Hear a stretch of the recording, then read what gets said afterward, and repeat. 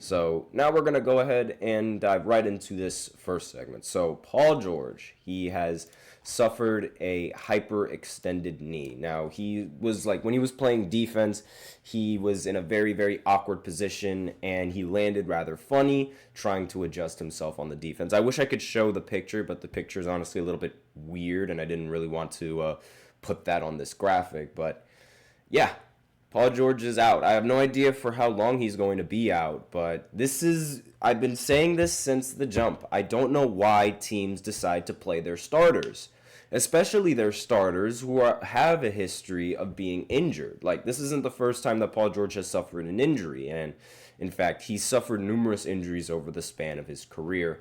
And with his time on the Clippers, a lot of it was cut short due to these injuries. And the same problem happened with Kawhi Leonard. And really, I have a problem with load managing, yes, but that is only a problem during the regular season.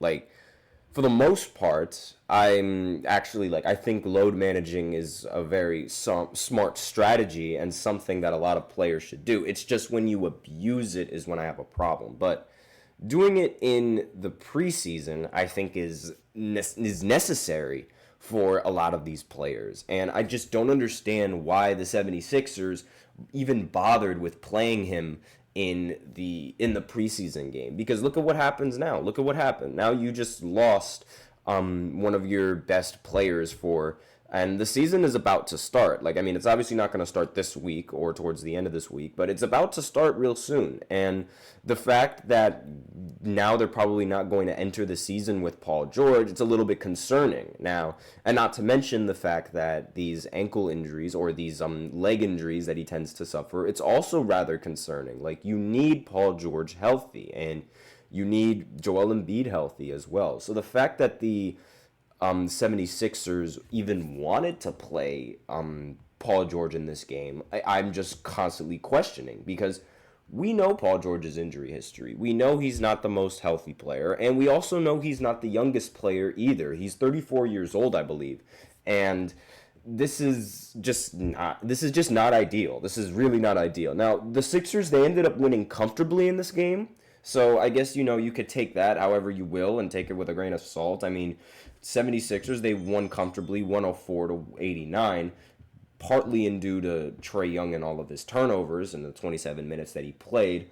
But aside from that, this is really bad news, and this is going to be the one thing that this game is going to be remembered, the game where Paul George got hurt. And it doesn't matter the results of this game. And, Maxey, he was playing as well, and he played 26 minutes in this game. Stop playing your starters in preseason games. These games don't matter. Like, we say not we say, but a lot of the NBA analytics and all of those people that make the numbers and whatever you want to call them, it's the regular season, at least to them, it doesn't matter all that much. And to some players, the regular season doesn't matter all that much. I don't agree with that, because, I think the regular season is, it's more important than a lot of people like to make it out to be. But a preseason, those are the games that don't really matter as much. Those are the games that don't matter.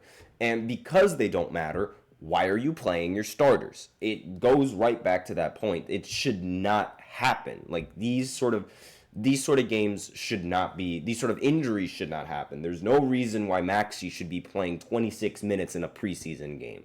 Now, 15 minutes, I guess, that makes a little bit more sense. 10 minutes, yes, that makes total sense. And in fact, 0 minutes is how I would go with it. If I was a coach, or if I was in the position that the 76ers are in, every single starter, an important player that the 76ers need, is not going to play in this game. Any player that has been on the team last season that was in the rotation, they could get some minutes, but the reality is that the preseason should be a time where you test and see what your roster can do. And I understand, playing the starters for that, but they should not be playing more than 10 minutes, in my opinion. You could put the starters in and see how they mesh for a good 5 minutes, or maybe even a good 7 minutes, and then that's it. But really it should not be, it shouldn't have been, this should not have been a problem. And it's kind of ironic how I talked about Paul George yesterday, and I was saying that him and Joel Embiid are going to be under the most pressure for this season because they have everything lined up for them to win. Now, what they need to do is not only do it, but also get past the bugaboo of staying healthy. Joel Embiid has not played in the playoffs healthy at all in his career, aside from that one 4-game series in the bubble where he got swept by the Boston Celtics. And again, this is just a thing. This is just a problem with the 76ers and their injuries, specifically with Joel Embiid. And now a player that they just acquired in free agency that's getting paid a boatload of cash just got injured. And this just doesn't help the team at all. Now, I understand, it's early in the preseason, and chances are they're going to have Paul George back in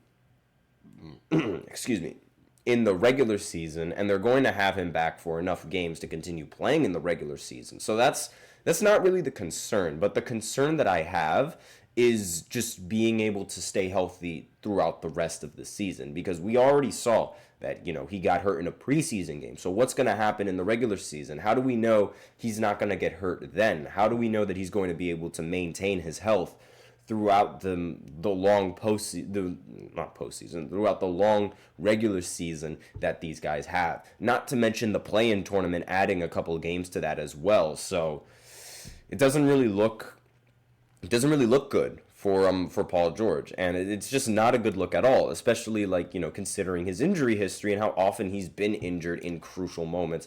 And it's really just it's bad. It's just not ideal and not a good way to cap off the preseason if you are a Sixers fan. Granted, you still have a rather solid roster, having Joel Embiid and having Tyrese Maxey in the lineup as well as some of the other role players that the team has. Eric Gordon, he can go on a bit of a run sometimes. Maybe he's a little bit old for that, but however, he can go on a run. I've seen him drop a surprise 50 points before, and nobody expected that.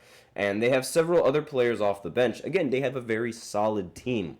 It's just now they got to stay healthy and they got to win it all.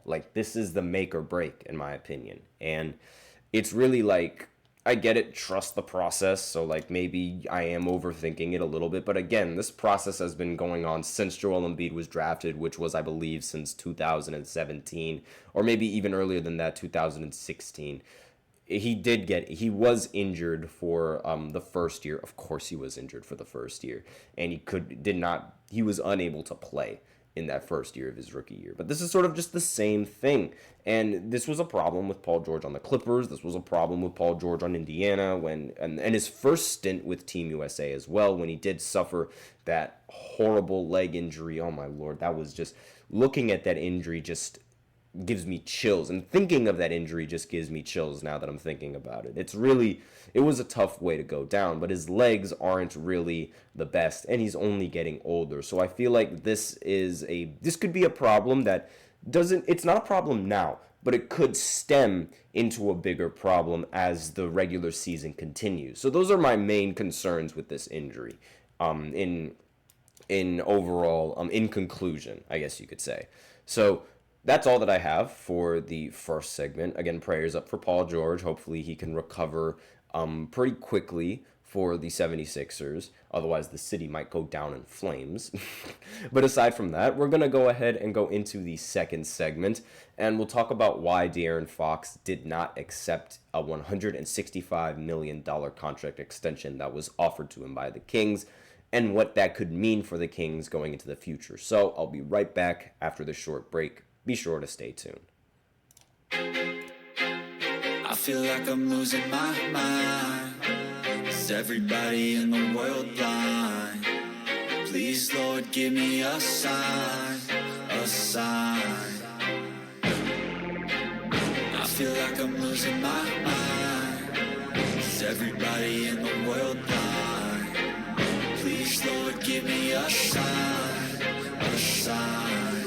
wanna be the greatest. Everybody on the fake shit. I look around and feel like everybody is the fakest. I make this every day and I'm impatient, hoping one day I blow up from the basement. Statement, the top is so vacant. I don't hear shit that I think is amazing. Waiting for my day when I'm playing sold out shows for 1,000 faces. Hey, give me that crown, get in my way and to be put down. It ain't your place, all this my town. If I want that shit, then I'll get it right now. I'm losing it, the noose it fits. I'm losing shit, a stupid myth. You choose to live or choose to dip. You choose to fight or lose your grip and lose a gift. Oh, I feel like I'm losing my mind.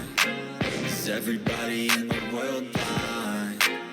Please, Lord, give me a sign, a sign. I feel like I'm losing my mind. Is everybody in the